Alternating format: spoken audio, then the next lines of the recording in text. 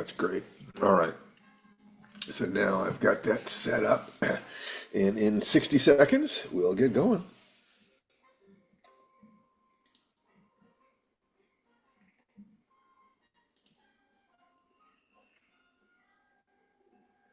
Good afternoon from Normal, Illinois.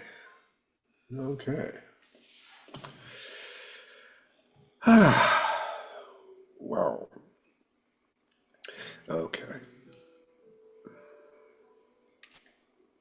Certainly is good to see everybody. Why are you in Normal? Huh? Why are you in Normal, Illinois? Okay, you make me get back on camera. Hey, It's just my overnight stop on my way towards back home to San Diego. They have RV hookups at the Love's Travel Center now, at a lot of them. So that'll give me power. Good, good. All right. I'm about to go And check in now. I'm going to start recording this. Guys, weird. It's strange how the recording button, there it is. And this meeting is being recorded and live streamed. You bet. Well, welcome to Fire Dance for April 20th. And before I go any further, I'd like to, for the absolute record, share my screen and show what we were up to last night. Tananarive was winning Yay! the Los Angeles Times Book Award for Science Fiction, Fantasy, and Speculative Fiction for her novel, The Reformatory. So I would love it if people would give her a big round of applause for that, because that is, Congratulations, Steve. Thank you. I will be camera ready in just a second. I'm still but thank you. yeah, she's For actually getting going back out there today. So she's going to be guesting on here and helping out as much as possible, but also taking care of business in various ways, stopping that sharing. So that is a very, very good thing. Anyway, so what I'd like you to do is to unmute yourselves and everybody say hello to everybody else and give virtual high fives. hello to Happy everybody else. Saturday. Woo! Hello. Great, great. Well, welcome. My name is Stephen Barnes, and I'm the creator of these technologies, and I'm also a life coach and a father and a husband and a martial artist and a writer. That's right, I'm a writer. So there's two writers in this family, and I'm very, very proud of the one that was up on that stage last night. She worked very, very hard. That's 7 years of work. That is no small thing whatsoever.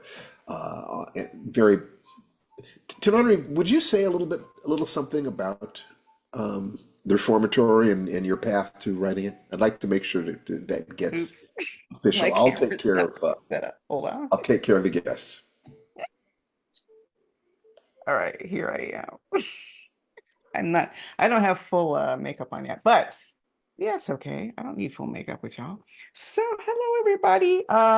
Yeah, this was a monster of a project. It was something I knew I had to write as soon as I heard that I She had was a great uncle who died at the Dozier School for Boys. But like I said in my speech last night, I knew I also wanted to write a different story for him. And I wanted to add ghosts because, when you're writing about an institution like the Dozier School that is very violent, your narrators are children, it's a balancing act to be honest about how violent the facility was without traumatizing either the readers or myself while I'm trying to write it. And I was getting traumatized from reading the research for the book. So I kept the worst stories just to myself. Like there's a line in the reformatory where Gloria says that her mother kept her worst stories locked behind her eyes. And that's kind of how I was approaching that. Like I was like, okay, I'm filtering through all this muck to create something that makes sense, something that is arced, something that ultimately I hope would be hopeful. And there were so many times, Steve knows how much I struggled emotionally with this book. So many times I was finding excuses not to. I wrote a whole short story collection, procrastinating, when I was supposed to be writing this book. Any like script assignment we were trying to break into Hollywood, that, homeschooling our son during COVID. But it really, and the biggest, I didn't talk about this in my speech last night, but I think you all know that the biggest reason I almost just stopped writing the reformatory, and it almost seemed like an excuse to stop writing the reformatory, was when I heard that Colson Whitehead was also writing about the Dozier School for Boys. Like I felt like, well, that's a wrap. If Pulitzer Prize winner Colson Whitehead, and he did win a Pulitzer Prize for that book, by the way, The Nickel Boys, if he's writing about that, is there any oxygen left for my Mm, story? mm, At first I didn't know if it would have magical realism or not. And I swear, mm. if he had had ghosts in his book, there would be no The Reformatory. I don't care what my agent was like. Well, there was another book about the Underground Railroad that came out the same year as Colson Whitehead's book about the Underground Railroad. And I was like, yeah, but I've never heard of that book. No one's heard of that book. So my agent deserved the thanks that I gave him just for convincing me to keep writing, and an editor who believed in it the whole time I was working on it. And of course, my baby sitting right here to hold my hand and prod me and sometimes lash me, figuratively, to keep moving to get this story out. So I was thinking about my mom, my late mother, for whom I named Gloria. And like I said in my speech last night, at every turn in this novel, I just had to ask myself, what would mom have done? Because she had so much courage. So yeah, I'm almost getting teary just thinking about it, because even though I hoped I would win, maybe even halfway expected I might win, I still I'm still a little breathless about it. It's a major award, and I'm not used to getting those. So it's exciting. Fantastic. Well, you earned every bit of it, Thank you, and sweetie. very proud of you. So let's get into what we're going to do today, because there's always so much to do. Always so much to do. Um, I have something in the background. I'm still trying to figure out the best way to do things here. But I'm going to share my screen for something here for a moment, because there are a couple of different things that I wanted to talk about. So here's one of them. And it has to do with the difference between looking for to win an award, for instance, and looking to honor her mom, her ancestors, the people who pretty much got us here. When you have a purpose in life, your efforts over time become more and more powerful, more and more refined. You never lack an understanding of what motivates you. You know what motivates you, your purpose. Now, you could hear that Tanamari let herself get almost overwhelmed. So you need stress coping mechanisms, because if your purpose is important enough, then you can feel it's just overwhelmed. Yeah, I don't know if I can do this. I don't know if I'm the right person to do this. Maybe somebody else can do this better. All that Colson Whitehead stuff. But what would have happened had she followed the diagram on the bottom, chasing validation? Suppose she'd written this trying to get an award. Suppose she'd done this even trying to get sales. I mean, there's one part of a successful artist that has to be concerned with the market. You have to be.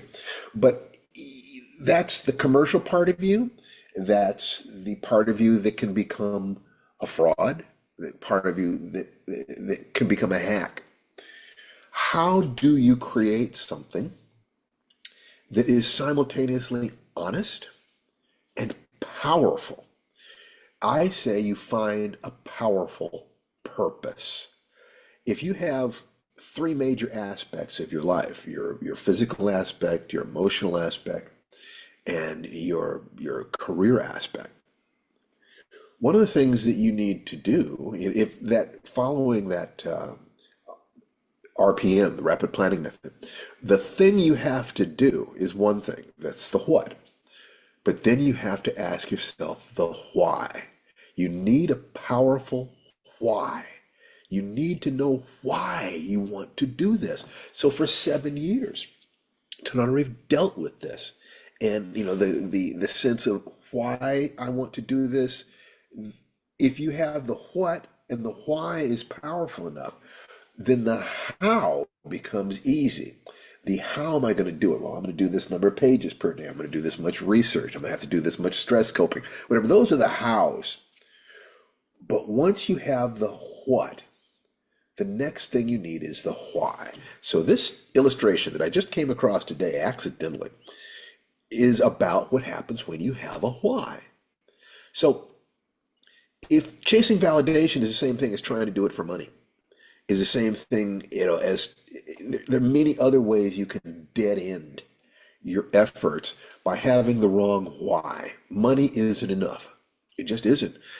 But on the other hand, you could say money, I want to support my family. I want to give my children a wonderful education. If you do that, then you say, and then I need money for that, but you're concentrating on, seeing your kid in a cap and gown graduating from their ideal school or something like this, so that there is joy involved, then you might be a commercial writer, but you're unlikely to be a hack. What? And can I jump in for a second, Oh, I honey? would love for you to jump in. I'm gonna stop the sharing, and I would just love Because to hear from you, let me sweetheart. put my This is video your back day, on there. sweetheart. I'm getting closer to being video ready. So the Reformatory may be my best-selling book after its launch. My editor said, and this was shocking to me because I have not been promoting it since January, that it's selling like 300 copies a week, which in hardcover is very significant. Steve had already noticed that it had more reviews already than My Soul to Keep, and My Soul to Keep came out in 1997. But even within that, if all I had been aiming for was if I finish this book, this could be the best-selling book of my career, that was not going to be enough to get to my why. My why had more to do with trying to honor this family history, to try to bring the horrors of the Jim Crow era to life so that people better understand the present, to give people a sense of hope who already know what those horrors were, but to honor the heroes who stood up against unbelievable odds. And that ending. I mean, I don't want to give away the ending, but I had a very specific ending of an old woman in a pickup truck. I saw her as Cicely Tyson. I was writing toward. So all of that was my why. Like, who was Robert Stevens? He mattered. He lived and he mattered. That was my why. If it had been about just the money, and believe me, as I have a half an eye on retirement, I'm always glad to think about sales that can give us more of a family nest egg. Don't get me wrong, but it wouldn't have been enough. That would have just pricked my imposter syndrome. I'm trying to rip off that family story to profit from it, or it wouldn't have been enough for a why. I just wanted to say that. No, but do you understand? I'm actually going to pin myself as well because this is a really solid conversation to be had. Because the question of artistic integrity is not different from the question of going to work every day. Why are you going to work every day? To a certain degree, artists are blessed to be able to take our dreams, our hopes, our hearts, and then through craft, create products that create emotional changes in other people. The question of how you do that, how do you survive in the field long enough to build a body of work? How do you find the people who are going to respond to your work? Looking at the struggle that you had and then looking at what has come out the other end of it, I think that this is a fantastic subject, and one that we can go into as much as we can, given your time constraints. This won't be true for every week, but I think it's true for today. The day after this happened, the day after this acknowledgement, asking yourself, how did you do it? It's going to be a combination of all the skills you have and your heart and how you were taught to care so deeply. If the meaning of life is to move away from pain, that's money. Money is mostly good for removing pain. Embracing joy, the absolute joy of standing up there on that stage and being acknowledged, was that not one of your peak experiences? Oh my God, yes. And I was a nervous wreck all week. I really, really, really wanted to win. No, I didn't get nominated for an NAACP Image Award, for example, which would have been very meaningful to me. The NAACP actually is a part of the story, so that kind of hurt not to even get nominated. And this was a pleasant surprise. I didn't see this nomination coming. I was up against Victor Laval. A lot of you know him, excellent writer. Daniel Kraus, Whale Fall. His book had been on the cover of the New York Times book review, and a couple of other writers I didn't know as well. So to stand on that stage. I also was a transplant to Los Angeles from Miami who has struggled over the years to feel like I have a new home. Always envying Steve because he could drive by and say, "Oh, I went to high school there," or, "Oh, that's where I grew up," and feeling sort of that sense of not having a community. I think maybe that was the most important feeling, Steve, was feeling like a sense of community in that room from the Los Angeles Times. I'm a former journalist, so I have a lot of respect for newspapers and reporters, and um, it was absolutely a peak experience. It was like my Oscars. In fact, when I tweeted it out today, I said, "Guys, I won," which is what Jordan Peele tweeted when he was sitting at the Oscars. He tweeted out, "Guys, I won," because that's how it felt. It felt like getting an Oscar, and balancing that, like Steve said, against how hard it was to write this book. Now that all I mean, literal blood, sweat, and tears. I mean, really sobbing when I thought I would have to let this book go. When another book was going to come out on a similar topic. So, and I grieved, and it was so difficult to march forward. And I think it would be probably helpful at this point to talk about some of the tools that got me over the finish line, some of which will be helpful to you and some of which won't, because they're very specific in some ways. One was, gosh, I don't know how many years I'd been toiling on the book. Maybe I was about halfway done when one of my Mother's Day gifts was to spend a weekend in a cabin in Idlewild. And I've never been one of those writing in a cabin writers. I've always taught, write in the margins. That was what had gotten me to halfway done, like sentence a day sometimes, or just here and there. But having a little focused time to read over the book and map out the rest of the book and really feel it in my bones was incredibly helpful. So I think that's probably no surprise to artists, that finding and guarding your flow time and your solitude can be an important part of your process, even though you can't do that every day. You can't go to a mountain cabin every day, but maybe you can plan a little personal retreat for yourselves. The second thing was literally the fear that I might die without finishing the book. That was because it was COVID. I finished it in 2020 because I thought, oh my God, I've been messing around so long. I literally could die and this book won't get finished. So that was scary. I kind of scared myself into finishing it. And the third thing, which I think is the most useful tool that everyone can use, was a page quota and chart that I put up on my wall. That was huge, huge, huge, huge, huge, because I could see, like, my quota was 3 to 5 pages.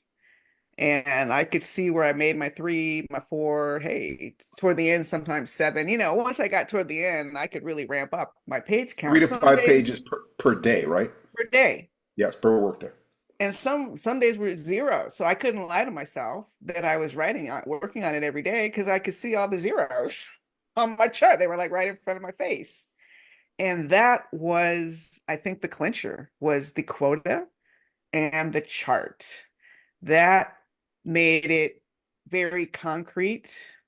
That helped me not lie to myself about what my progress was or what my progress wasn't. because sometimes you feel like you're not making progress, but you can look your chart and say, well, you wrote and you met your quota every day, so calm down. But those are the three things: the protection and solitude of that weekend, fear that I wouldn't finish it. So that really made my why. It sharpened my why a great deal during COVID, because then it was like, this may be my last legacy as a writer. And if I leave it unfinished, what a way to cheat myself. What a way to cheat this story, this young man that I wanted the world to know about. So that really sharpened it. But the concrete tools, the chart, and the quota. People, writers don't like words like quota, but trust me, it really worked. Listen, with your permission, I'd like to find out when that anybody would like to ask you a question. Sure. Would you be willing to take some questions? Okay, great. So let me unpin myself, and I'm actually going to unpin you for a Thank moment. you, Holly. And Your if Honor. Thank you, anybody, Your Honor. I'm going to call Holly Your Honor. do you have anybody want to raise their hands? If anybody who has a question for Tananarive, might be an opportunity to do that. If you don't, that's all fine. But if you do, then okay, I guess we don't have any questions right now. I Oh, guess, oh yes, we no, got there they questions. go.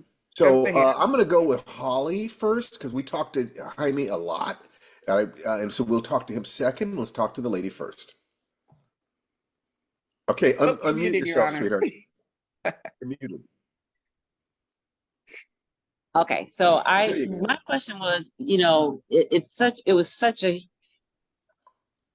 wide-ranging book. I mean, I read it, and um, meaning that I could see the ins and outs of your life story and but just the broader context also. And like you just said, NAACP was in it, different, civil rights, it touched on civil rights in the South, etc.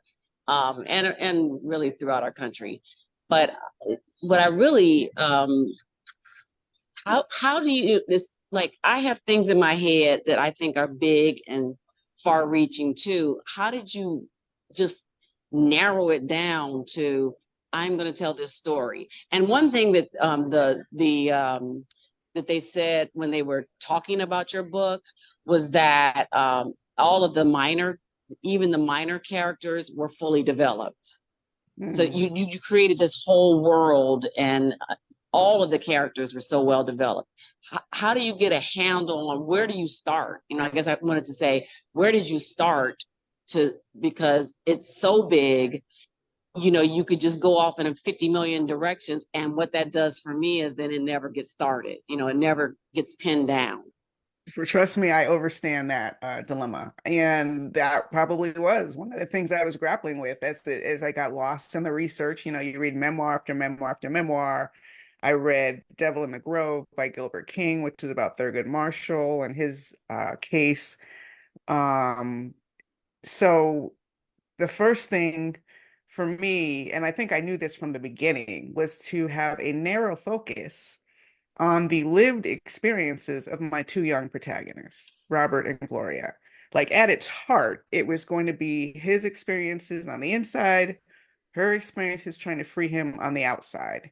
And while there are a couple of times I veer into the point of view of the side characters, we get into the social worker's point of view for a minute because I did want to give a glimpse of the dilemma of a Jewish white ally in 1950 who wants to do the right thing, but is also afraid for his family. I wanted to give a glimpse into the psychopathic mind of the warden because that's fun, so I had to do that. But I don't think I did any other point of view characters except Gloria, Robert, and those two outside representatives. And everything else is only what they experience. So if I want Harry Timor in my story, the martyred NAACP leader who was bombed by the Ku Klux Klan probably in about 1951, I think, then that's going to have to be because Gloria met him. If Gloria didn't meet him, he's not in the book. If Gloria didn't meet Ruby McCullum, a woman who just a few months after this book takes place was going to shoot a white physician to death in broad daylight in his office and become a huge national sensation, if she's going to be in my book, it's only because Gloria met her. And we're only going to know that there's anything odd about their future because Gloria can sense it. She has a little bit of the shining. She can feel that there's something important about these people. And that was really the secret, was to keep it as narrow as possible. I mean, I haven't counted it, but I don't think this book takes place over more than about 5 days. It's a very short time span. No, there were a lot happened. So that was really the key, because otherwise, as you said, it could have just sprawled thither and yon, as they say. I've never said that in a sentence. That was fun. Well, So I'd like to make a comment here. I think that is important. The question you've talked about making a lot of decisions, and it's going to be a natural inquiry into, well, how do you learn how to make those decisions properly? And you do that by scaling your way up. You start with short stories. You start with good tiny point. little stories that you can hold, you can write in a day or in a week, where you can hold everything in your head at the same time. It's like, how do you learn to juggle? You don't start with 6 chainsaws. You start with 3 scarves until you get that right. And then you add another scarf, and then you try oranges. By starting with something that is small enough, all those different things that she was talking about, all the fears, all everything, a beginning writer is going to feel all of those for a short story. She's feeling all those for a novel, and it was almost overwhelming. So if you're talking about something huge, choose a tiny little piece of your story and write a short story about it. Until you have published 75 to 100,000 words of short stories, don't worry about going up to the novel size. That is so complicated. That is so big. So many writers hurt themselves by trying to do something that's bigger than they can handle, and then they're convinced that they didn't have the talent because they try. It's like going to the gym and trying to lift a 300-pound barbell. No, you can't lift that barbell, but that doesn't mean you can't lift a 100-pound barbell and work your way up by giving yourself time to, let me try this, let me rest from it. This was tough. You come back, oh, I'm a little stronger. I can try a little stronger story. I can a little bit larger story, a larger canvas, a more complex canvas. So, I mean, sort of, you teach writing actually more than I do at this phase, because you're in terms of the UCLA type class. So, what are your thoughts about how you work your way up to a project as complex as this? Well, like whether it was in the prose program at Antioch University, Los Angeles, or their new screenwriting program, yes, I echo your message. We teach students through short works.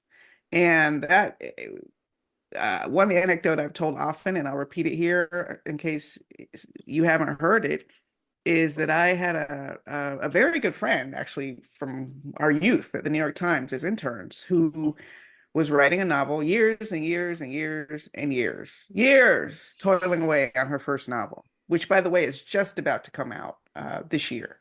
So that's how long it took her to publish her first novel, like 30 years. So that's real. What Steve is talking about is real. I know another friend who got lost in the weeds writing a novel and hasn't basically finished one since in 20 some years. One of the So things I'd like to, you know, the Life Writing Premium program, www.lifewritingpremium.com, is all about what skills does it take to create a masterpiece, and then how in the hell do you start from zero and get there?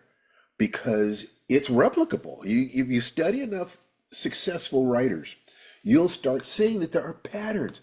And for God's sake, if you'll give yourself the chance to let your talent develop, let your skills develop, let your heart develop, learn how to deal with the fear and the doubt in your head by working on little projects rather than imagine putting 7 years into a book and being too scared to send it off to be published. Happens all the time.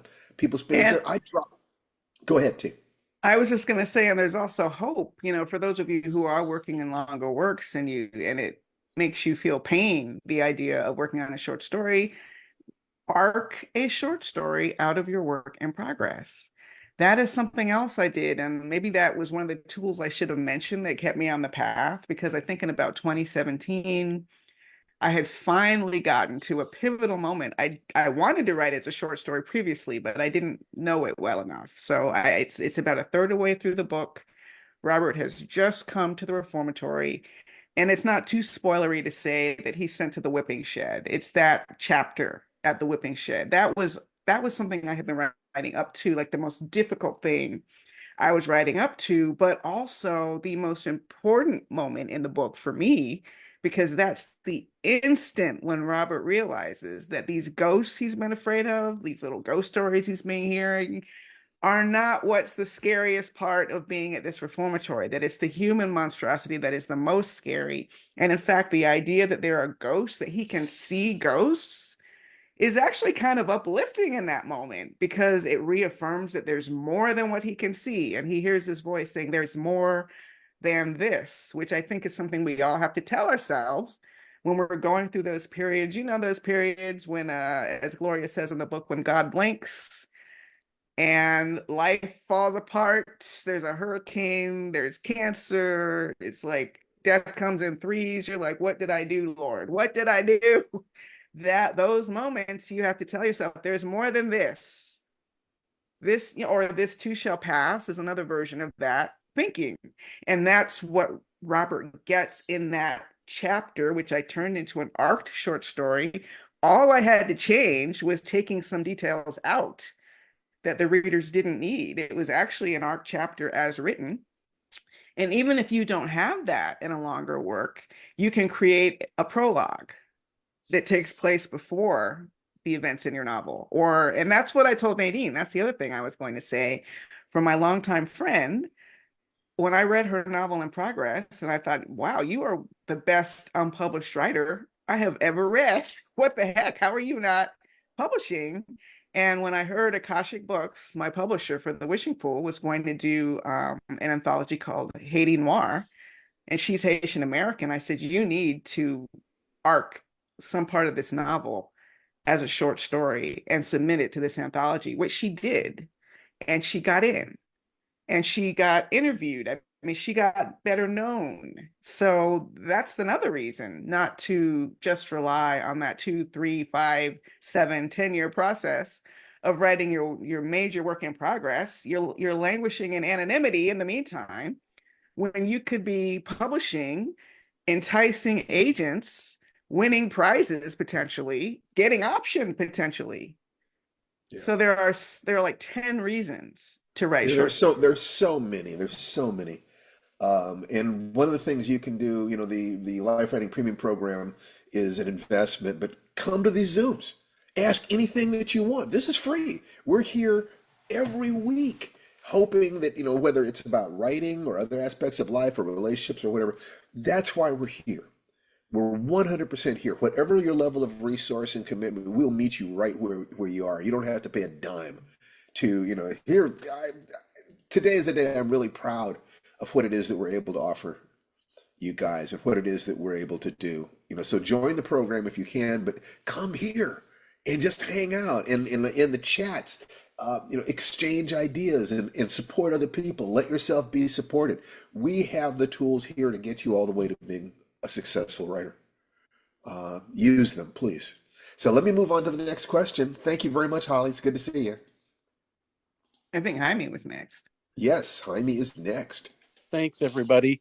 In light of what you were sharing at the beginning, Stephen, about having an internal purpose versus going after external validation.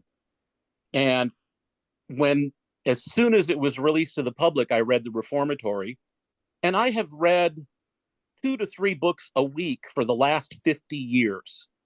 And out of the many thousands of books I've read, there's that handful of favorites that I read and reread and reread. And I just wanted to pass on that The Reformatory has passed into that group of books that Oh, I thank you. reread. And the reasons why are twofold. Or more than twofold, actually. It's great entertainment. It's got wonderful historical research about a story that not enough people know about. But because I participate here and the value of talking to you and to Nana Reeve about your writing process, I get to read it not only as a reader who's enjoying it, but as a writer who is learning from it. And Great. that is valuable beyond words, and I'm so grateful. And I know that the award yesterday was well deserved. I'm sure there might be more coming, but that external validation, whenever it comes, is always welcome.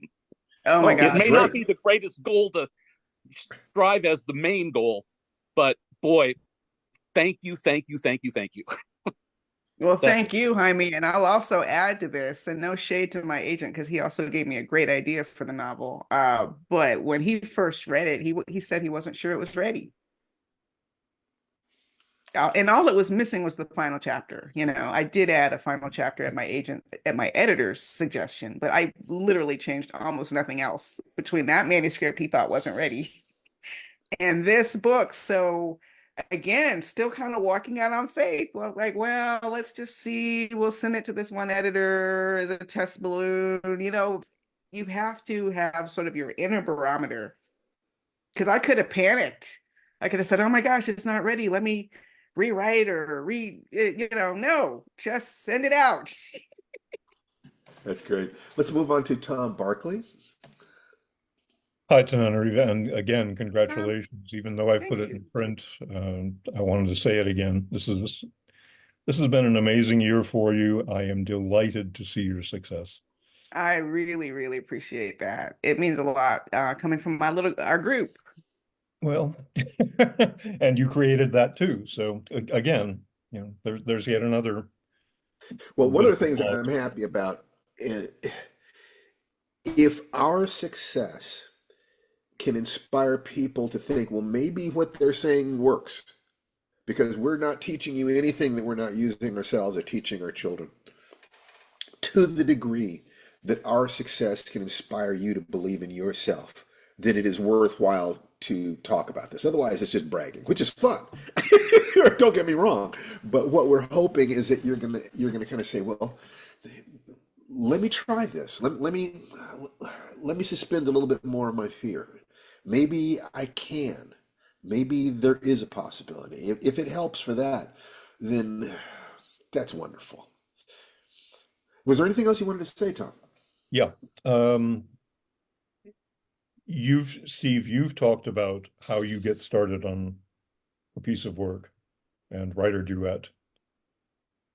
Tananarive, I am under the impression that you do things very differently at the beginning.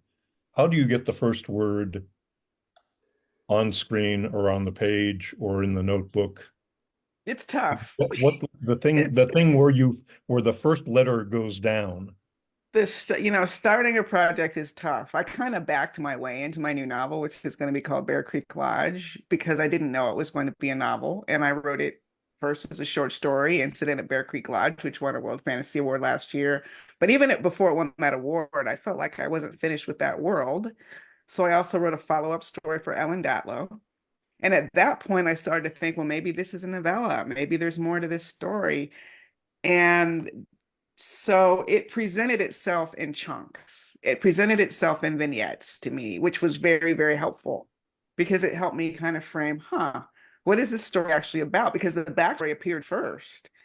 Everything that the short stories take place, years, 30, 40 years before the main novel will take place. So that was helpful to know the backstory. And I think that would be my number one piece of advice. It's the number one piece of advice for the script Steve and I are working on right now, that it was what was missing. What the studio was picking up on is that the writer did not convey the backstory. Why is this happening? Know the backstory. That backstory, coincidentally, might also be your first short story that comes out of the larger project idea. But knowing that backstory, I'm kind of a chronological kind of writer. So when I started writing the novel, I'm not introducing the modern day aspect of the story. I'm starting back in 1926. Since I know my the grandmother's backstory, I'm starting when she's a little girl. This is where this starts. And I don't know if it'll end up that way in the final book. Maybe I'll take that chapter and shift it somewhere else when it's of significant importance. But that's just how I know how to walk in. I like to start at the beginning and I like to polish as I go. You just polish. So that's like right now, I'm very busy. I haven't had a lot of time to work on the book. So all I can do sometimes is go back, reread the 2 pages or 3 pages I've written and polish them to a high shine to motivate me at what level of writing I want as I continue. I hope that answers your question. Maybe I'm misunderstanding that, because what you're saying is that there is no single way that you approach that day one first page. It is Well, subject it's to always, circumstances and fluidity and the market and the editors and whatever else comes to mind.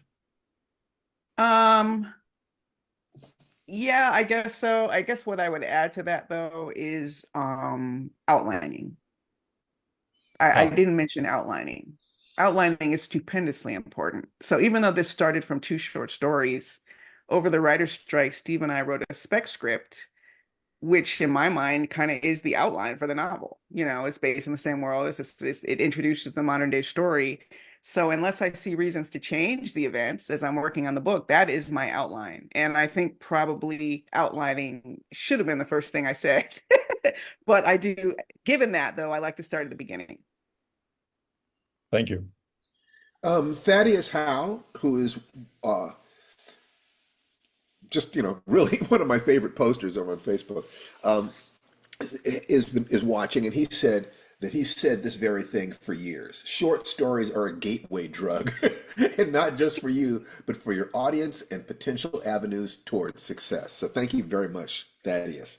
And we have another question here, and it is from Stahimili. Yes, you got it right, Steve. Thank you. Thank you, thank you. So, what question do you have for our golden girl today? Well, And always, sorry. golden girl in many ways, yes. Yes. Number one, I wanted to say, well, congratulations on the award yesterday. Well Thank you. deserved. Number two, I wanted to say thank you, Steve, for those directions on how to be more prolific and get the writing done, and to you as well, Tanana Reed, for those directions. That idea of I might die before this is done is really real. Something that I'm dealing with now at 70 something years old, trying to write this piece that I've been wanting to write for 2 or 3 years. So I know that from what you've said, just do the work. Do the work on a daily basis, and it'll get there. Hopefully, and if it doesn't, well, I'll leave what I leave. You know what? And I'm glad you brought that up, because as a horror writer especially, I have come to believe that a little bit of fear is a healthy thing. When fear becomes unhealthy is when it paralyzes us. Like, oh my God, I might die soon, and I'm paralyzed. I'm not doing any of the things that I wanted to do or I hope to do. Whereas I try to stare death in the eye every day and ask myself, what do I need to do to feel fulfilled and to feel like I all the gas is out of my tank? You know what I mean? And I think that has been a healthy component in my life. I think it's a bit tragic when people wake up and realize, oh my God, I'm 80 years old. And it's a shock, it's a shock. And there's so many things left undone because there wasn't that eye at the corner. I think the corner of your eye. Just remember, we're not here forever. Just the corner of your eye as a motivator, not as something to overwhelm us.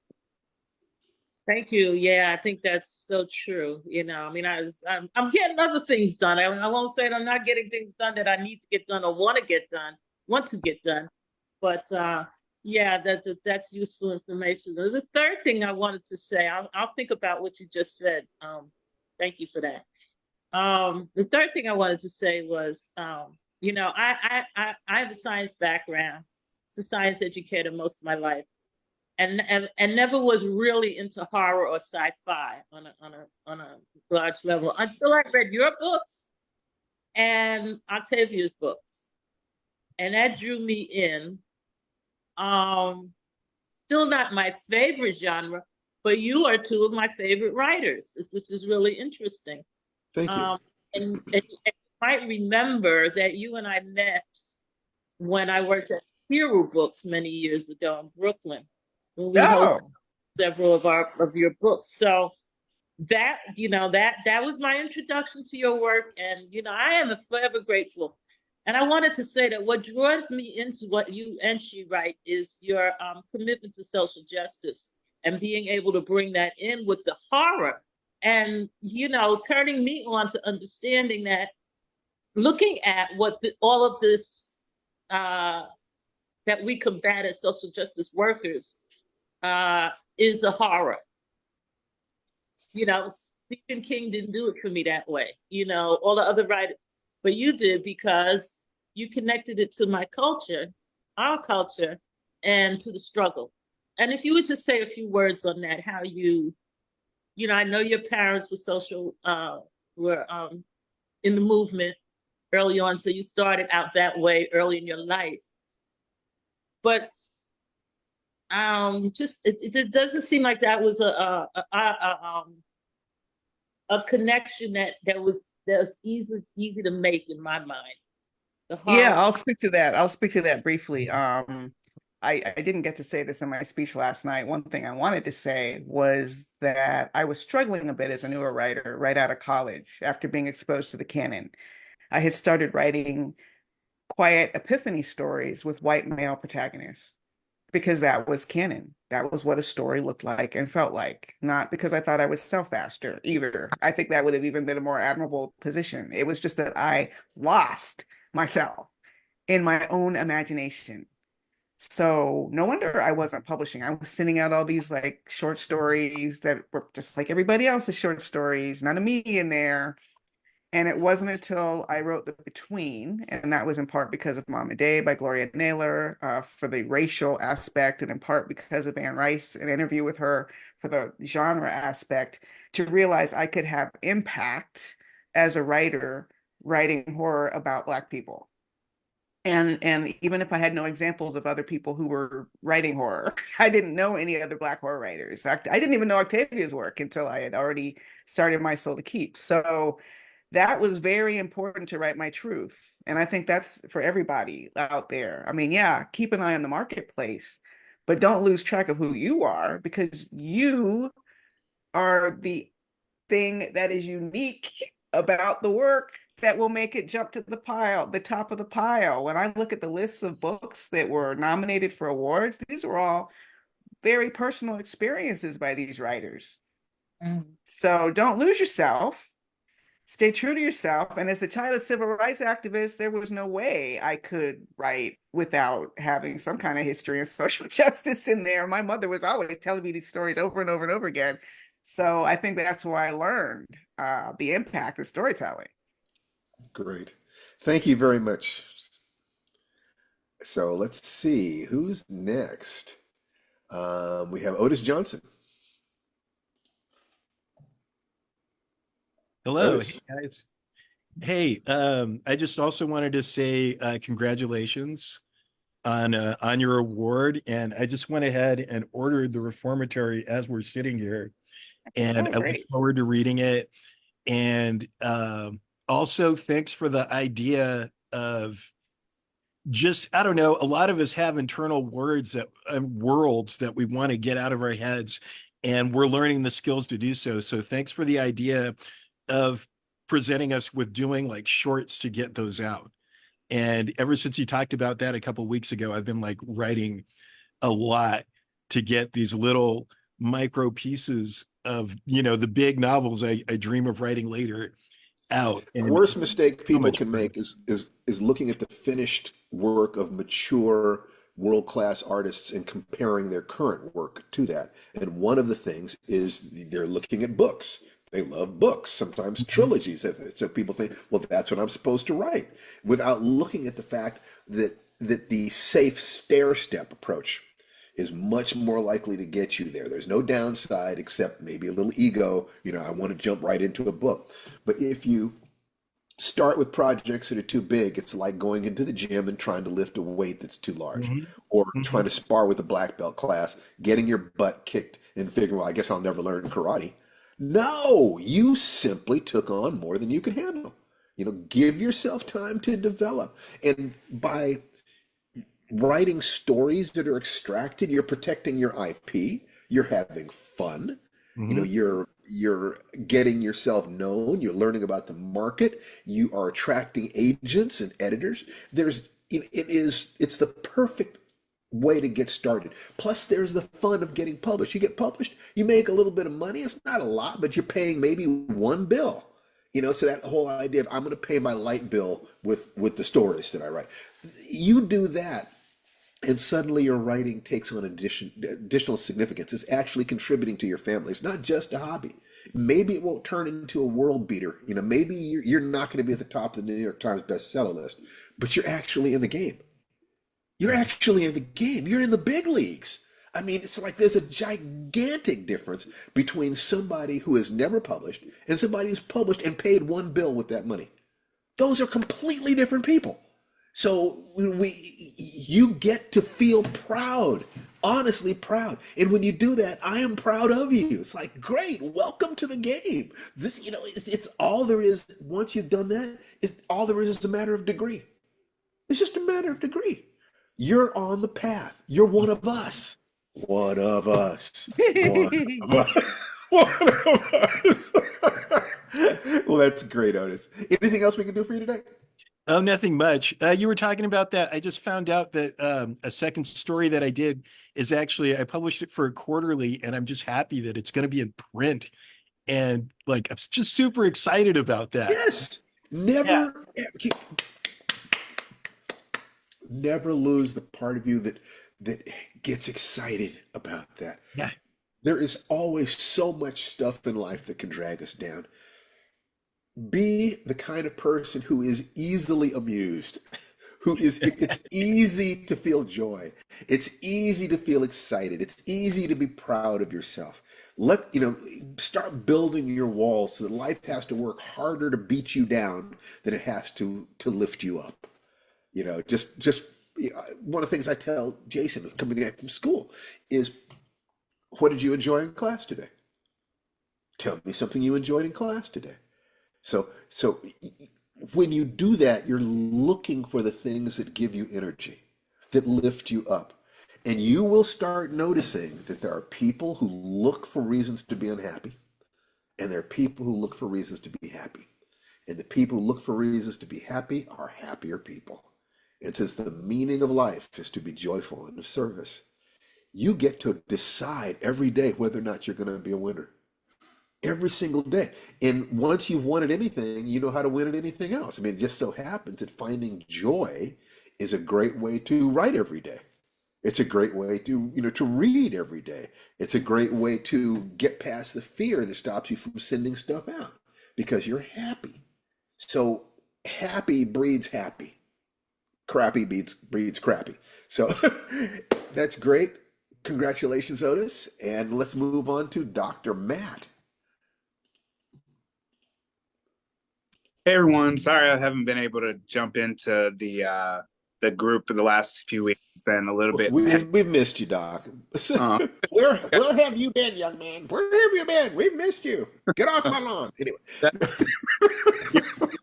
inner voice right now, Steve.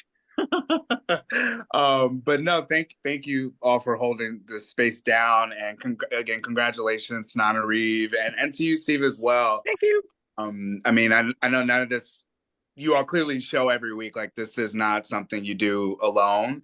And I don't know, I'm just overwhelmed right now just seeing a bunch of things. Like to Nana Reeve, I follow you on Instagram, and like I saw your post about the ward and stuff, but like the part that really hit me when I saw it was the one in your slide with you and Steve there on, like, I don't know, it was a red carpet or something, like the picture wall. And it was, I don't know, it's just beautiful to see you two support each other. And man, So that's glad he was there. Yes. yeah. I was gonna say there's a couple things that I wanted to sort of, like, I don't know, pose as comments, but maybe also questions and things I'm struggling a Please. little through. That's why we're So here. yeah, so it's funny. So my friend who's a writer, but he's a doctor by day, but he writes. He sent me this like mentorship program that the science fiction SFWA or something was was creating out of nowhere. I didn't hear of it. He sent it to me, but he was like, "Hey, like maybe you should apply." And I've already been a part of your life writing program and like this group for a while, so I was just like, well, let me just like do the exercise of whatever they were saying in this thing. And something really came up for me when I was writing that, and it connects to something else I noticed, which is like this hunger for a blueprint, or this hunger for like a pathway, or some way to That's the make sense. first step in the magic formula is finding a map or a model. That's your first assignment. Mm-hmm. Yeah, and I was like realizing that, so I went through and like wrote a little bit for it, and they told me I didn't get accepted into it, which was fine because I didn't feel like I necessarily needed it, but I wanted to go through the process of writing about it and seeing what came up for me. But I wanted to say like that program, plus I ran across on social media this guy who I guess he's fallen into some recent success with like Spike Lee or something, is like Okay. offering sessions for people to like give them advice. And I went and clicked on his page, and it was like $400 for like a 30-minute session with this guy. And it just made me think of you two, because I was just like, wow, like they're out here like dropping gems and not charging like crazy exorbitant amounts, really, and like changing lives. So I just wanted to like give you context for this, that like there's a real need among. Understand that I have no doubt that the gentleman is worth $400 an hour. Oh We're yeah. able, because this is actually part of our marketing funnel. A certain number of people who come here will want to invest in these programs, but it is also true that we make the vast majority of our money directly in Hollywood or through selling things, selling books. So we can afford to do something that is in our heart anyway. That we love talking about writing. I love talking about martial arts. I love talking about love. I love talking about how can we be in the world? How can we move through the world with power and passion? The meaning of life is to move away from pain, embrace joy, and give service. So this is part of our dharma. This is part of what we do. And people who are charging $400 for a half hour, good on him, and it'll be up to him to provide enough value that the people he helps will tell other people, go to this guy. We're not in competition with him. He's not in competition with us. What we want is for everybody to move forward together. And it is my joy to share with you and others the things that people shared with me. Like I said, we also love getting your money. Every time somebody signs up for one of our courses, we get the email, and it's like, Oh yeah. touching. It's like, yeah, that's great. So we're not shy about that. But we But also, you're a way that's more accessible, I think, is what I was just really grateful yeah. for. Wow, $30 a No, month. that's fine. Way. I guess I wanted to put some context on that. What we want is for you to be happy. If writing will help make you happy, then we want you to write. And if we can be of assistance there, that's great, including, pointing out other people's books or courses that might be useful to you. We're going to get ours. We want you to get yours. Yeah, Simple thank as, you. you Yeah, bet, man. I think Anything else we can do for you? yeah, no, just the other thing I was gonna say was or thinking about and sort of curious about with you both was sort of like I guess the role of partnership and the creative path, and you all work together on a lot of things, and a part of why I'm asking this is that yeah, I'm originally from California. A lot of my life has been shifted toward here in Philly. My partner is an elected official, and so a lot of my life has been geared and shifted and shaped a lot by that. But it's been funny because as I've committed to this pathway that you all have helped lay out and everything, he's been really inspired by a lot of that, and just That's seeing like, he's cool. having Can, short can, can you stories. can you bring him on the show? Can you bring him on sometime? Well, Let's his election's on Tuesday, so he's really busy until the okay. primary's over. But at, But at some point, if we can coach you guys, if you wanted to like do some work together or something like this, I'd be delighted. That would be so much fun. yeah, To he do has that. some really cool ideas, and yeah, Fantastic. so There's nothing. I can tell you that we knew we wanted to work together when we first met. So one of the first Mm, things that we did was to create rules. Under what circumstances can we work together? So the rules that Larry Niven laid out when I was first working with him, uh, I gave those to Tananari, but there was an additional one, and that is you have to be capable of fighting fairly. You have to be able to fight mm, because as an artist, you Come will on. fight within your own mind about is it this line, is it this, is it this, is it this. So it doesn't make any sense to expect that if you're collaborating with another person, you're not going to have arguments.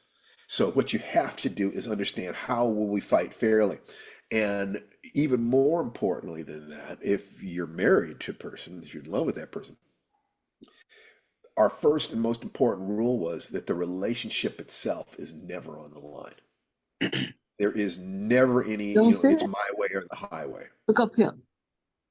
There's never any sense that if you don't do it the way I tell you to do it, maybe I will withdraw my passion. Maybe I will withdraw my friendship.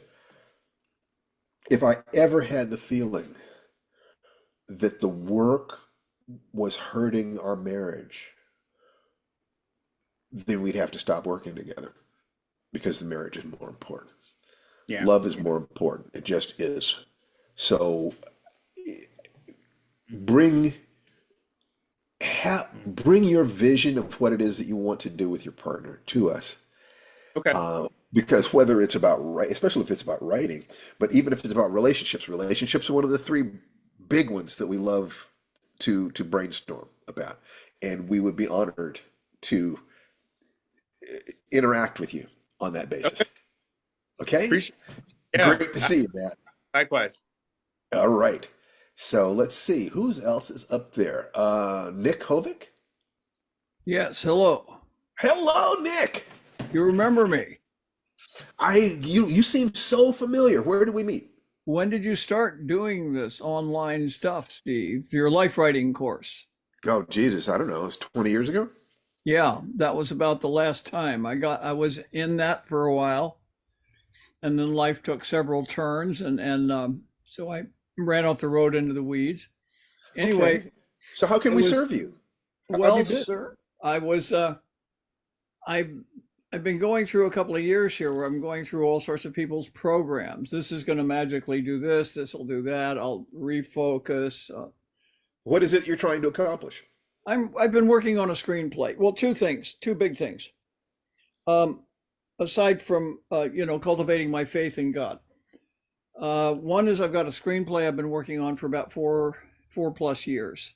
It started, with the seminal experience, and then it began to grow in like crabgrass in both directions. And at this point, about 2 years ago, I know this is really the timeline is kind of depressing, but I sent it out for cover through the Launchpad contest, and I got a number of favorable, 8+ out of 10 remarks on dialogue, concept, theme. And then I went back to work on it, and my imagination is never failing to come up with yet another twist on how a given scene might go. So I've got a great deal of this thing done. I wrote a draft. That's what I sent out for the cover. And so I realize I'm faced with a necessity to practice a better interior discernment about what is speaking to the theme of the piece and not just although there's always passion in the scenes that explode out of my imagination and I write them down. They're like mini short stories, MINI. And they're all of them, they seem like little pearls, and somehow supposed to go here or there in the story. So anyway, I've got myself kind of bogged down at this point. So if you've been working on it for 4 years, then it does sound like it's bogged down. Yeah. That ideally, why didn't you finish that script and then move on to another script, for instance? Because we talk about that path. Now, one of the answers could be that you feel like this is the story and you're going to stick with it. And being a grown adult, you have the right to say that. It's simply not the path that we suggest. We suggest that people write, finish what they write, and then move on to the next piece. That Okay. part of the thing that stops us is clinging to an idea. So And that's one thing. how will you know when it's finished? Yeah. Yeah. So the other thing that I would say is that in terms of theme, okay, so you write the first, the way I learned it is you write the first draft, all you're doing is following the story. You're telling a good story. You finish the story, and then you look at it and you ask, well, what are the thematics here? What is this story about? Yeah. Once you decide that, what the story is about, then every scene has to either express the theme or the counter theme. Thesis, antithesis, thesis, antithesis. It's like, love is more important than safety. Safety is more important than love. You're talking about a succession of scenes in which, love is more important than safety, where the yearning for love makes people take risks. Safety is more important than love, then becomes the counter theme, and we see terrible things happen every time this character tries to open their heart. Then thesis, antithesis, synthesis. When you look at what your theme is and you're presenting a particular view of the world, and then there's a counter view, you then get to ask, how do these things combine? And in this particular case, it might be love is risky, so the first thing you have to do is learn to protect yourself. Stop being a child. Love is an adult game. And watching somebody decide to mature so that they're no longer just, gushing their heart over everybody they meet, but they kind of hold something back, giving the other person a chance to respond. Now you've got thesis, antithesis in every scene, plus synthesis as the end, as two mature human beings come together and find love. So that is one way to do it. But the only way you learn how to do that is through practice and through reading. You watch movies and you read books and you read short stories and you ask yourself, how do they get their effects? How do they do this? So, whereas you could continue working on this, I would suggest that you also begin working on something new. If you want to keep working on that, that's your business. But I would suggest, we always suggest short stories because short stories are the easiest to get out there. If you'll write a short story, you can publish it, and now your idea is out there. If you're determined to make a movie, then you could write short scripts and you could find a filmmaker and say, let's do this little one act play and let's go to the local community college and recruit some students and say, come over, here, and we're going to shoot a little, like My Dinner with Andre type, thing of two people talking to each other, and we'll pay you in barbecue, and you do it, shoot it on an iPhone, edit it on an iPhone, and you put it up on YouTube. You've got a little teeny movie. You did it. Yeah, And because if I can jump in here, yeah, please, please, please, please. and this is the super, super challenging thing about screenwriting, is that the path is slightly different. If you're working on a novel, then your next logical step is to start sending it to a bunch of publishers and someone publishes it.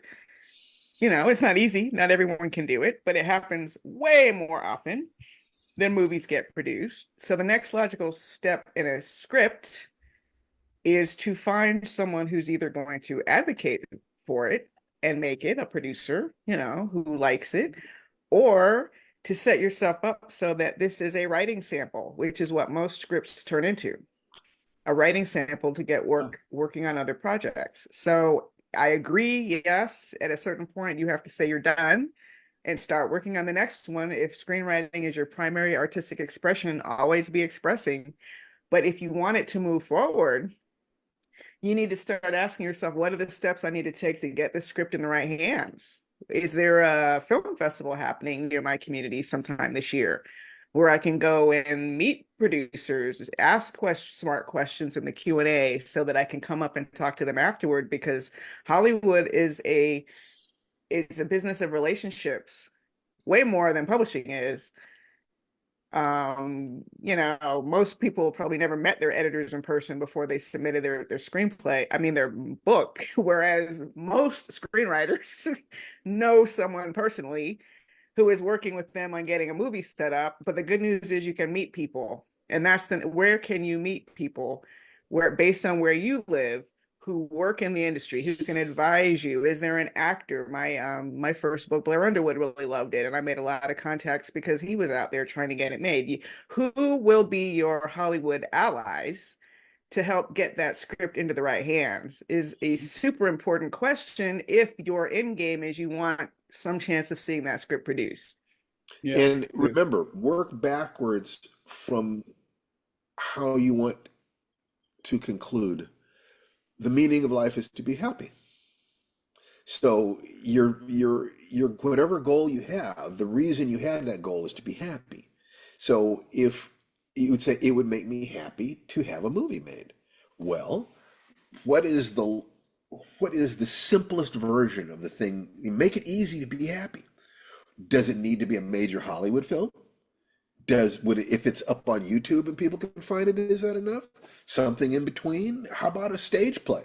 Have you considered mounting a little play? And And Nick, let me having ask you a question. Sorry to interrupt. no. Do you also write prose? Yes, I do. Okay, well, this is a little counterintuitive, but the way I got into Hollywood, the way most people I know got into Hollywood was because someone optioned their book. The book is the IP. So maybe your next step is to write your script as a book, or even as we've said, a short story or two, Hmm. so that you can start getting it out there as IP. And there's still our agent, our manager sent us a note a few weeks ago saying short stories are in. I mean, whether or not short stories are in, IP is always in. So I let don't me know. ask you a question. Would it make your heart happy to see this story that you've been writing a movie about published as a short story, or an aspect of it published as a short story? Would that be happy making for you? I'd like to see that. There are other projects I've been working on over the years that I'd rather see published as a novel. But You see, you're starting with these big things. Have yeah, you published any short stories? I've published one article. That's it. No, short stories. Have you published No. any short stories? Okay, so then it is reasonable to take the position that that's what you need to do. That if you had published a dozen short stories, you would have the answers that you need about these larger projects. Because in the process of doing that, you will have to learn things. So we always suggest people do the small project. That one of the biggest and most consistent mistakes people make is trying to do a project that's too large before they're ready for it. If I you can can do see that, where the story could, as I'm just thinking with you right now about making a short story out of it.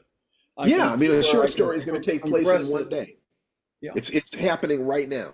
So Uh-huh. you either choose an incident, a character, and show them dealing with some short-term issue that's connected to your story, or you take a look at the plot, the situation, and maybe you write a story based on a character that's not in the book at all, not in the screenplay at all. Somebody who is experiencing this from a different perspective. But what we want to do is shake you up. We want to Yeah, break you out of the pattern. where does your character undergo a huge moment of transformation? Like Hmm. if you were looking at the hero's journey, is it the moment when the hero accepts the challenge? Is it the moment when the hero rejects the challenge? Is that the arc? Just find an arced piece of the story. Is it a moment of deep despair? Yeah. Is it a moment when somebody cocky gets knocked off their horse, and life absolutely savages them? What is it a moment when they find faith? You can just choose a moment, a tiny little piece of that arc, and but make sure that you're reading short stories so that you can see how this works. Short stories are a tiny little piece of somebody's life, whereas a book can encompass generations. Yeah. So take something that happens in just a moment, in the time that it takes you to read the story, it takes place, or in a single day. Just use Aristotle's unity of time to make sure that you're not trying to take an entire novel's worth of idea and boil it down to 10 pages. No, take 10 minutes of your screenplay Hmm. and write a story about that. Okay. I'll give And it a if you try. will do that, we're happy to coach people here for free. Come on. If you want to get into one of our programs, lifewritingpremium.com, that's us. And we have other things too. But sign up at tananarivelist.com or stephenbarneslist.com. Come here and talk to us like this. This is our jam. This is what we love talking about. We love writers. It's wonderful to see you, Nick. Thank You you. know, I'd love to see you get published. I'd love to see you get produced. But I can't, the production is much harder. Published, we can pretty much guarantee. We can get you published. Hmm. So that's Okay. your first step. Once you're published, you're in the game. How far you'll get in the game is another question altogether. But we can get you in the game, okay? Okay. All Okay. righty. Good to see you, buddy. Thank All you right. very much for your time. Oh, pleasure.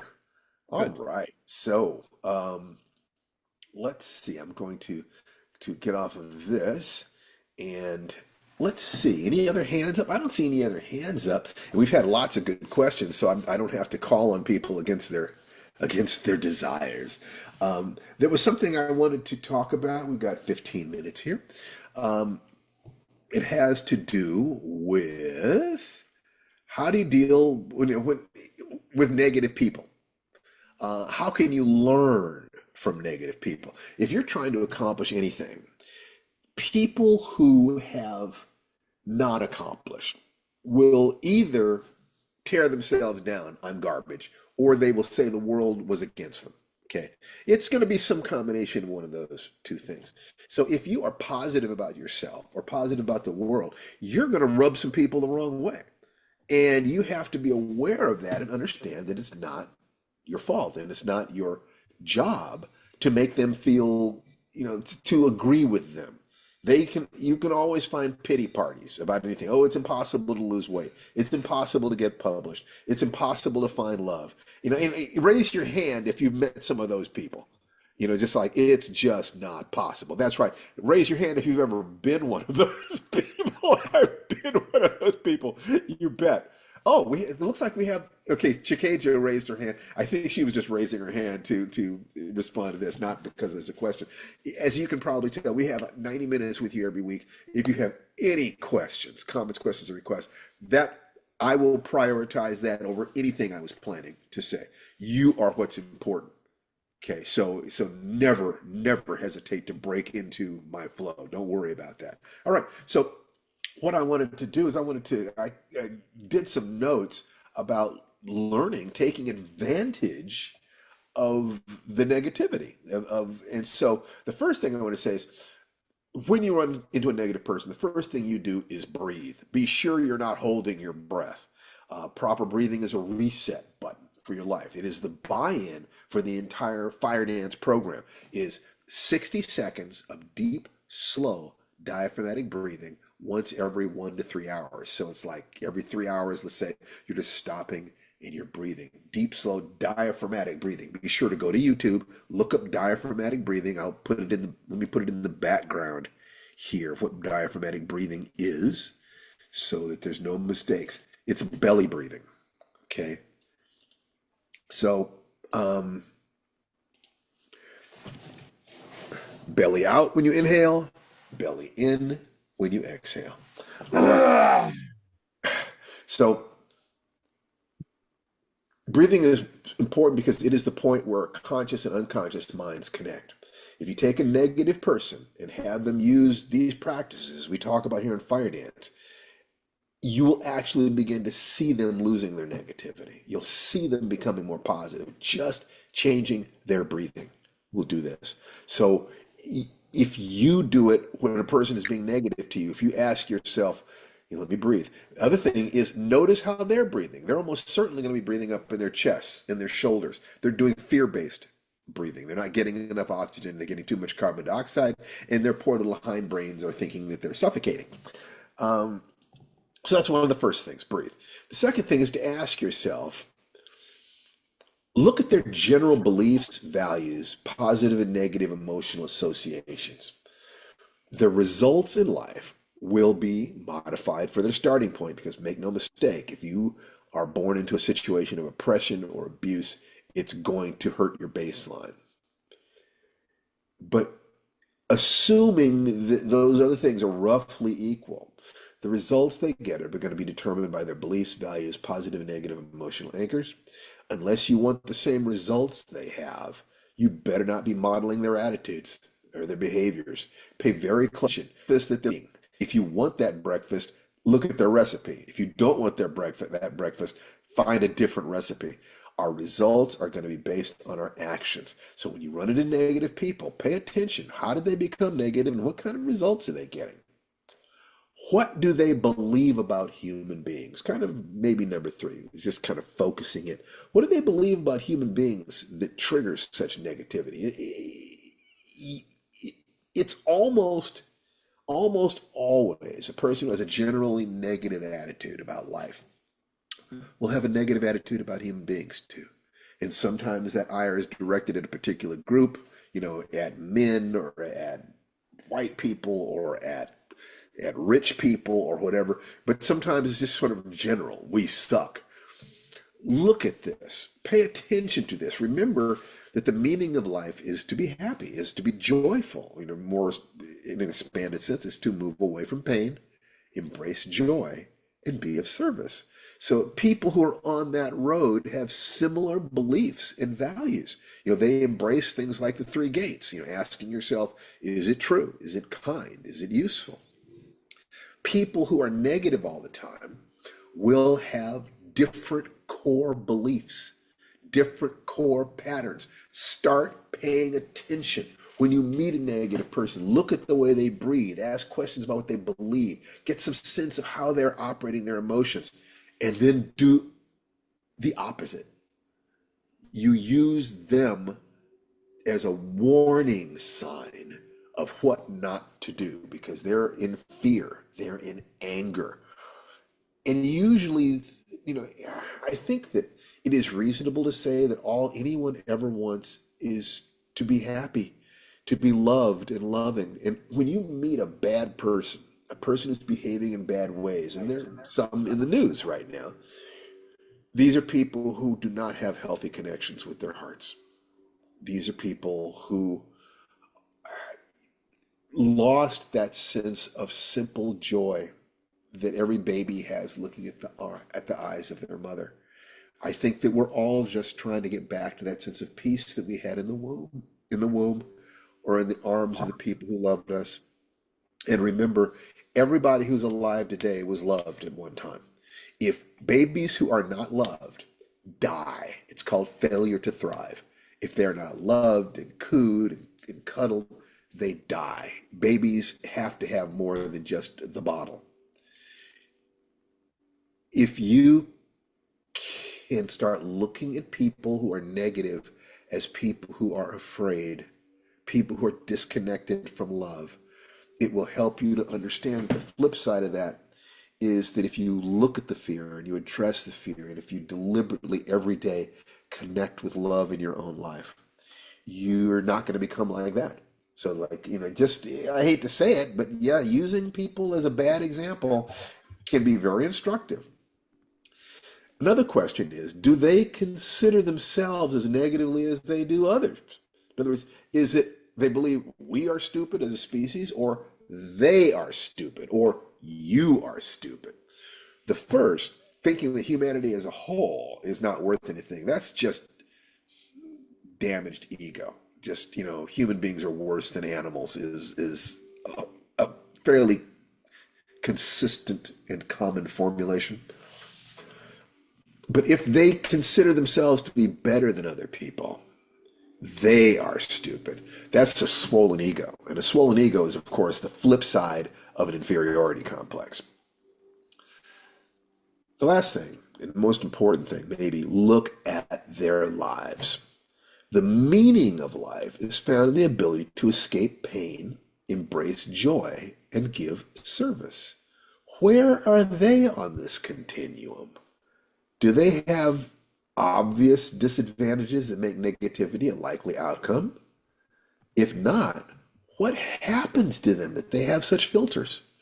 Do they expect to be world beaters and got disillusioned when they found out the world wasn't just going to kiss their hands? I mean, what is it? If you can look at negative people and have compassion for them and realize that that negativity, that anger is fear. And ask yourself, what are they afraid of? You get to turn every interaction into a chance to learn. You don't take it personally. You know, if they're angry at you, ask yourself, what are they afraid of? If they're angry at the world, what are they afraid of? If they're angry that you suggest that they might be afraid, and that happened, believe me, I have lost friends because of this one. They weren't ready to look at this stuff yet. But it's not about you. Just love them.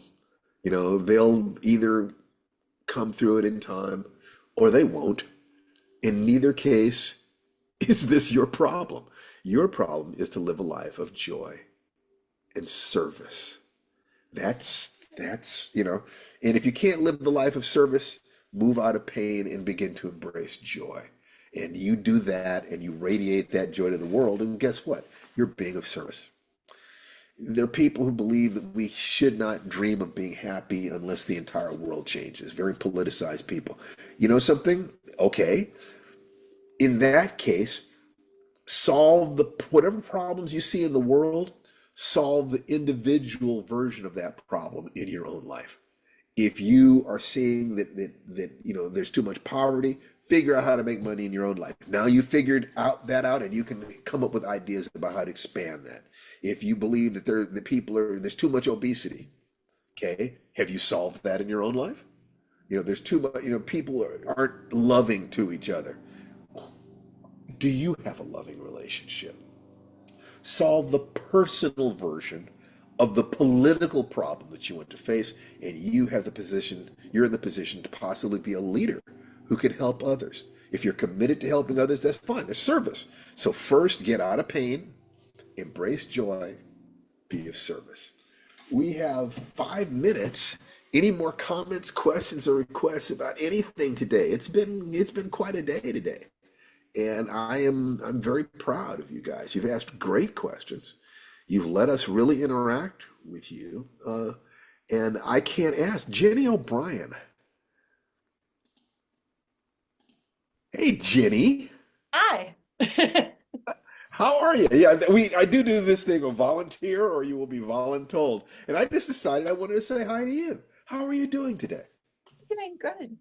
I'm really enjoying all of this. Congratulations, of course, to Santa Eve. I know she's offline now, but Yeah, she's uh, getting ready to go back out to the book fair and be famous some more. So right. That's it definitely, is. She's earned every bit of it. it sounds like it. I was wondering if you could talk a little bit, I know we've only got a few minutes, about your approach to outlining. Okay, so the approach to outlining is, first of all, you need to find a way of doing it that works for you. And it's going to be different for every person. A stack of 3x5 cards is great. You simply take a stack of 3x5 cards, write down everything you know about your story. This scene, this scene, this scene, this character, what happened. Just don't worry about the things you don't know. Okay. Write down the things you do know, because that allows you to have a non-linear form of outlining, because you can shuffle the cards in different orders. You can put them up on a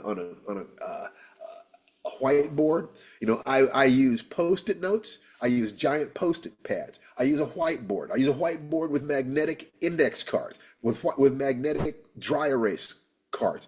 I use 3x5 cards. I use other things.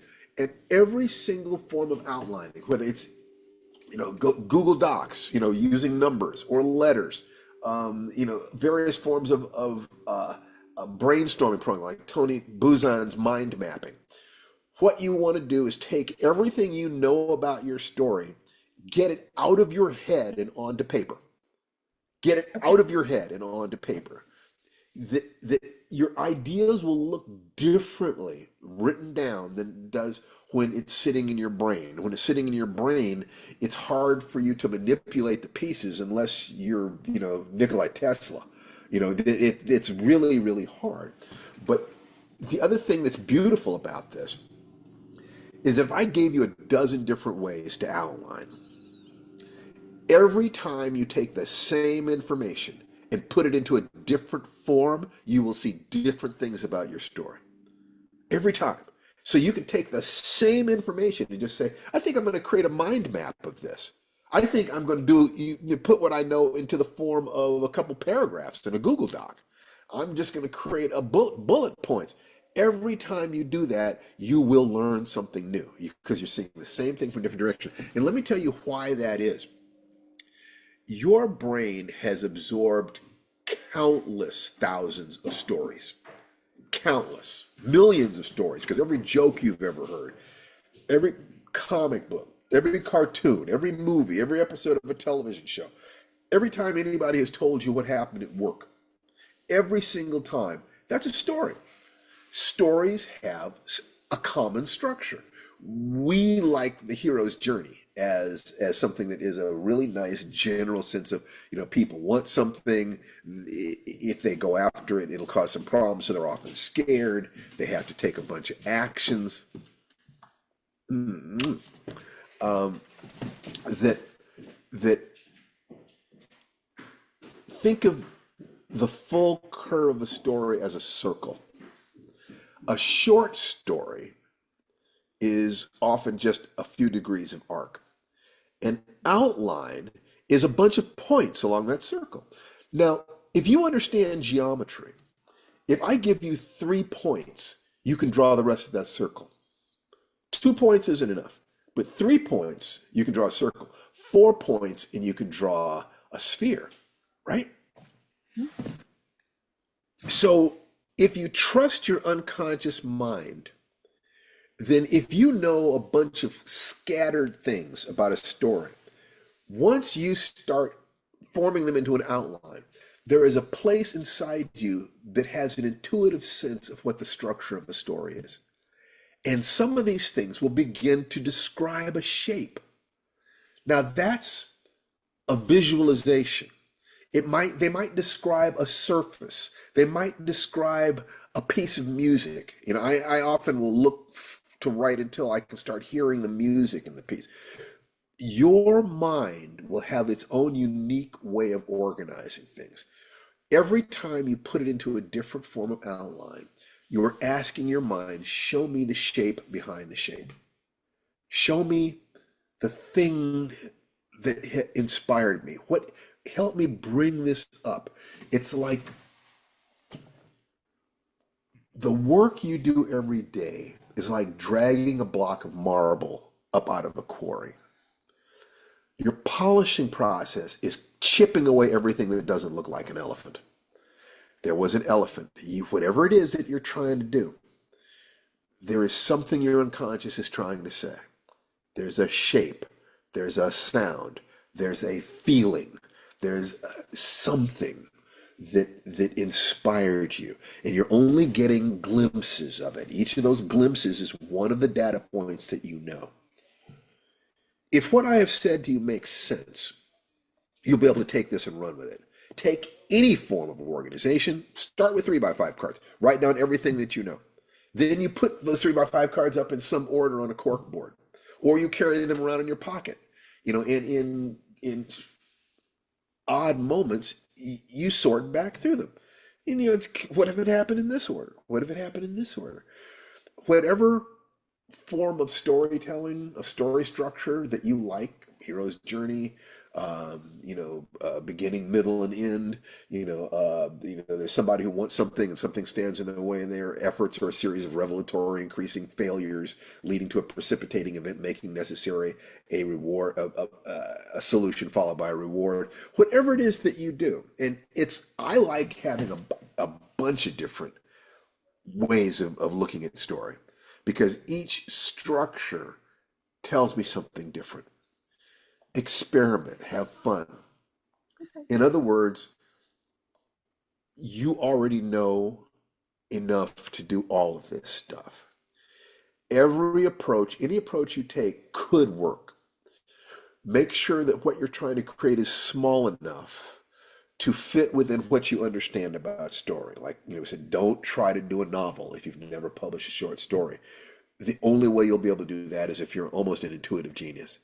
What you want is to set it up so that even if you're just moderately talented, you can still do it.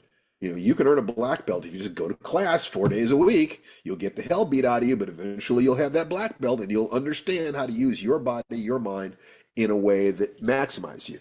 You don't have to be a genius to publish stories or books. I'm sorry, I've known too many authors, and they ain't geniuses, most of them. Okay, most of them, you probably are just as smart as most of the writers that you have admired. Not maybe not the best of the best of the best. I ain't no Shakespeare, but I can study Shakespeare and learn things. I can extract things. So does that help? That helps. I have a problem with, I've tried to outline and I kill the story. What do you mean you kill the story? It's when I'm writing every day and I'm working on it and I trust it, there's a point where I've got all of it going, and then at some point, usually my technology fails me, I've only got something to write, and then I write a short outline and I can figure out what's missing. If I can do that with the smaller structures, I'm okay.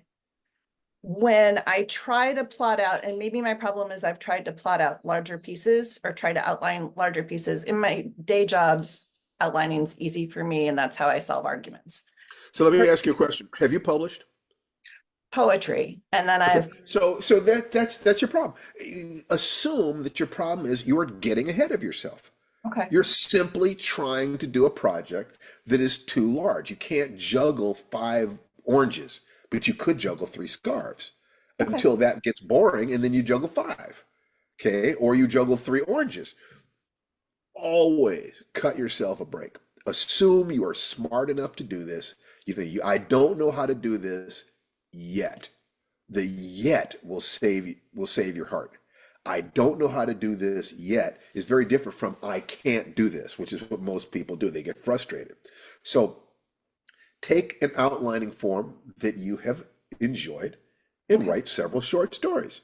When you have published 5, 6, 10 short stories, now you try the next thing. You move the basic skill set to unconscious competence. Any art requires that the basics of that art be integrated at the level of unconscious competence before you can really create art. You can't play jazz as long as you're looking at your fingers on the keys. Yep. Okay? You can't enjoy driving as long as you're panicking about the gears and the this and the that. And you don't take a copy of the Kama Sutra to bed with you. It's making love, creating art, enjoying a drive demands that the basic skills be automatic, so you're simply doing what you feel. Do that, and you're letting loose the engines of your creativity. Does that make sense? It does. I'll Does try. it help? It does. Great. I'd love to see you back here again. You're absolutely welcome to be here. We love talking about these things because the essence of being masterful in any arena of life is the essence of being masterful in every arena. Once you have achieved mastery anywhere in your life, you can take those same lessons and apply it elsewhere. It doesn't seem that way. People don't think, well, this skill has nothing to do with this skill. They simply haven't looked deeply enough. If you are an adult human being, you already have mastery. All I would need to do is to identify the arenas of mastery in your life, show you how these principles apply there, show you how to shift to this new arena, and bingo, you've got it. And that's what we love teaching is, how to demystify the process of mastery. Okay? Okay. All right. So once again, if writers especially, www.lifewriting God, what is it? Lifewritingpremium.com. I get into one flow. Oh, we're move over to this one. Lifewritingpremium.com. Or just come here, sign up, StephenBarnesList.com, TananaReeveList.com. Tell your friends, come. We're here every Saturday. We will answer any questions that you have. We really just want you to succeed. So I'm unpinning everybody, and I would like you all to unmute yourselves and say goodbye. We have had a great time today. Say goodbye, everybody. Thank you so much. Blessings, everyone. Thank you so much. Going to be working on our Everybody next script. week. Stay blessings. See you next Congratulations. time. Have a wonderful weekend. You A too. wonderful Great week. weekend. We love you guys. We really Aw. do. We hope you can Aw. feel how much we do. Oh, And we like end this as we always do with the Sanskrit expression that says the divinity within me salutes and acknowledges the divinity within each and every one of you. Namaste. Have a Namaste. wonderful. See everybody next Be week. kind to yourselves. Be Namaste. joyful and of service. Bye. Bye bye, folks. Bye-bye. Bye. Everybody.